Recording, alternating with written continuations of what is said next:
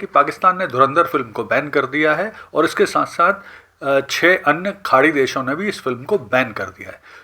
अच्छा, यहाँ पर एक चीज़ ध्यान रखना भी आवश्यक है कि फिल्म की लंबाई 3 घंटे से भी ज़्यादा है, लेकिन ये फिल्म की इंटरटेनमेंट वैल्यू इतनी ज़्यादा है कि लोग उस 3-3.5 घंटे की फिल्म को भी देख रहे हैं। तो इस फिल्म में वर्ष 1999 का जो कंधार हाईजैक हुआ था इंडियन एयरलाइंस के प्लेन 814 का, और जिसे कंधार ले जाया गया था, उसके बारे में जानकारी दी गई है। इस फिल्म के माध्यम से पाकिस्तानी जनता के सामने भी पाकिस्तान के सरकार की, सेना की सच्चाई सामने आती है। किस तरह से वहाँ राजनीति होती है, गंदी राजनीति होती है, किस तरह से गैंग वॉर होते हैं, ये सब भी सामने आती है। तो कुल मिलाकर अगर हम बात करें तो ये एक ऐसी फिल्म है जो भारत के सॉफ्ट पावर को बढ़ाती है, भारत की मजबूत छवि को दिखाती है, राष्ट्रवादी छवि को दिखाती है, भारतीय एजेंसियों के काम करने को तरीके को दिखाती है। आईएसआई है वो आतंकवादी गतिविधियों में लिप्त है, किस तरह से धर्म का इस्तेमाल करती है, ये सब सच्चाइयों को बताने का काम करती है। नमस्कार दोस्तों, आज बात करेंगे एक इम्पॉर्टेंट डेवलपमेंट पर, और वो डेवलपमेंट ये है कि पाकिस्तान ने धुरंधर फिल्म को बैन कर दिया है और इसके साथ साथ 6 अन्य खाड़ी देशों ने भी इस फिल्म को बैन कर दिया है।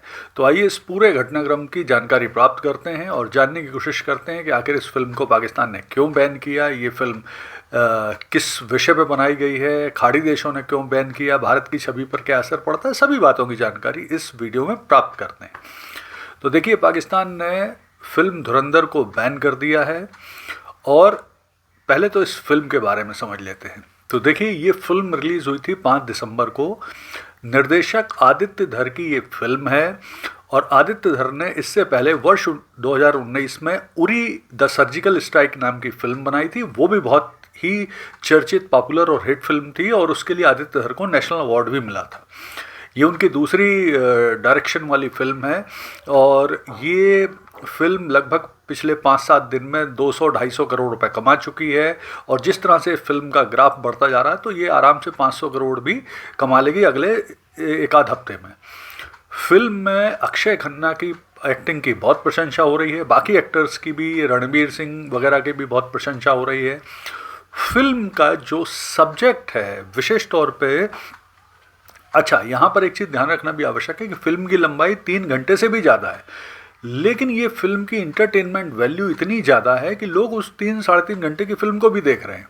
जबकि इस फिल्म को सच्ची घटनाओं से प्रेरित बताया गया है, इसमें कई नाम एज इट इज़ रखे गए हैं। ये न्यूज़, डॉक्यूमेंट्री और इंटरटेनमेंट के एक नए जोनर में एक बनाई गई फिल्म है। इसके बाद भी ये काफ़ी तेज़ गति से पॉपुलर हो रही है। फिल्म का सब्जेक्ट मैटर क्या है, तो फिल्म बेसिकली जो खुफिया एजेंसियों के काम करने का तरीका है, गुप्त ऑपरेशन चलाए जाते हैं किस तरह से, आईएसआई कैसे ऑपरेशन चलाती है, धर्म आतंकवादियों का मेल किस तरह से होता है, पाक की आंतरिक गंदी राजनीति किस तरह से, इन सभी बातों पर फोकस किया गया है इस फिल्म में। इसके अलावा इस फिल्म को जो चर्चित बनाती हैं घटनाएं, पहले उनकी बात कर लेते हैं। तो इस फिल्म में वर्ष 1999 का जो कंधार हाईजैक हुआ था इंडियन एयरलाइंस के प्लेन 814 का, और जिसे कंधार ले जाया गया था, उसके बारे में जानकारी दी गई है। भारतीय संसद में 2001 में जो आतंकवादियों ने अटैक किया था उसकी जानकारी है। इसके अलावा जो 2008 में 26/11 का मुंबई अटैक हुआ था उसकी जानकारी दी गई है। किस तरह से भारत में फेक करेंसी चलाई जाती हैं, पाकिस्तान की आईएसआई कैसे इसमें इन्वॉल्व होती है, भारतीय कुछ लोगों के सपोर्ट से कैसे ये किया जाता है, पाकिस्तान का जो कराची क्षेत्र का लियारी क्षेत्र है वहाँ पे किस तरह से गैंग वॉर्स होते हैं उसकी जानकारी है। पाकिस्तान की जो गंदी राजनीति है उसमें आंतरिक राजनीति किस तरह से होती है, गंदी राजनीति किस तरह से होती है, वो सब बताया गया।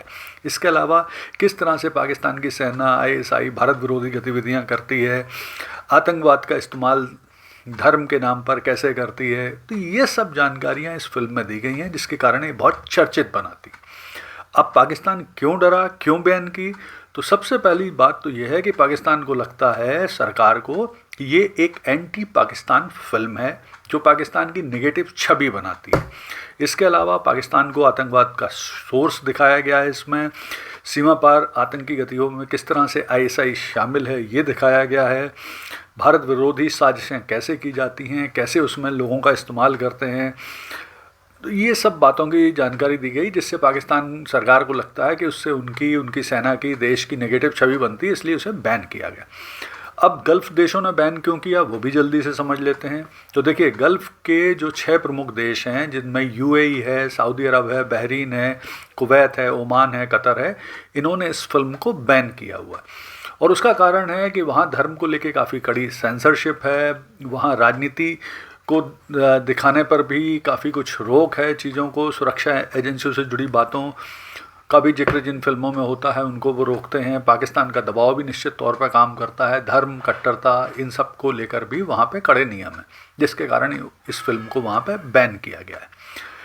अब इस फिल्म से भारत की छवि को क्या फ़ायदा होता है? तो देखिए, ये फिल्म भारत के नज़रिए से दिखाई गई है, भारत की पॉजिटिव छवि बनाई गई है, भारत की एक मजबूत राष्ट्रवादी छवि को इसमें बनाया गया है और भारत की राष्ट्रवादी पक्ष को दिखाया गया है, भारत की सेना, सुरक्षा एजेंसियों की बहादुरी को दिखाया गया है, आतंकवाद के खिलाफ किस तरह से कार्रवाई भारत सरकार करती है, सरकार की एजेंसियां करती हैं, उसे दिखाया गया है। भारत के सॉफ्ट पावर को पूरी दुनिया में बढ़ाने का काम भी ये फिल्म कर रही है। तो अब देखिए, इस फिल्म के माध्यम से पाकिस्तानी जनता के सामने भी पाकिस्तान के सरकार की, सेना की सच्चाई सामने आती है, किस तरह से वहाँ राजनीति होती है, गंदी राजनीति होती है, किस तरह से गैंग वॉर होते हैं, ये सब भी सामने आती है। यहाँ पर ये समझना भी ज़रूरी है कि इस फिल्म से पहले भी पाकिस्तान ने पिछले कुछ सालों में भारत की ऐसी फिल्मों को जो भारत की छवि को बढ़ाती थी और पाकिस्तान की सच्चाई को, गलत गंदी राजनीति और आतंकवाद को दिखाती थी, तो उनमें द कश्मीर फाइल, राजी, बेबी, मिशन मजनू वगैरह को भी पहले पाकिस्तान सरकार बैन कर चुकी है। यहाँ पर ये समझना भी ज़रूरी है कि इतने बैन के बावजूद भी पाकिस्तान की जनता, गल्फ़ में जनता आराम से नेट पे इस फिल्म को देख रही है और अपने रिव्यू भी डाल रही है। तो कुल मिलाकर अगर हम बात करें तो ये एक ऐसी फिल्म है जो भारत के सॉफ्ट पावर को बढ़ाती है, भारत की मजबूत छवि को दिखाती है, राष्ट्रवादी छवि को दिखाती है, भारतीय एजेंसियों के काम करने को तरीके को दिखाती है और पाकिस्तान की सच्चाई को पूरी दुनिया के सामने लाती है। किस तरह से पाकिस्तान की आंतरिक गंदी राजनीति होती है, सेना और जो आईएसआई है वो आतंकवादी गतिविधियों में लिप्त है, किस तरह से धर्म का इस्तेमाल करती है, ये सब सच्चाइयों को बताने का काम करती है।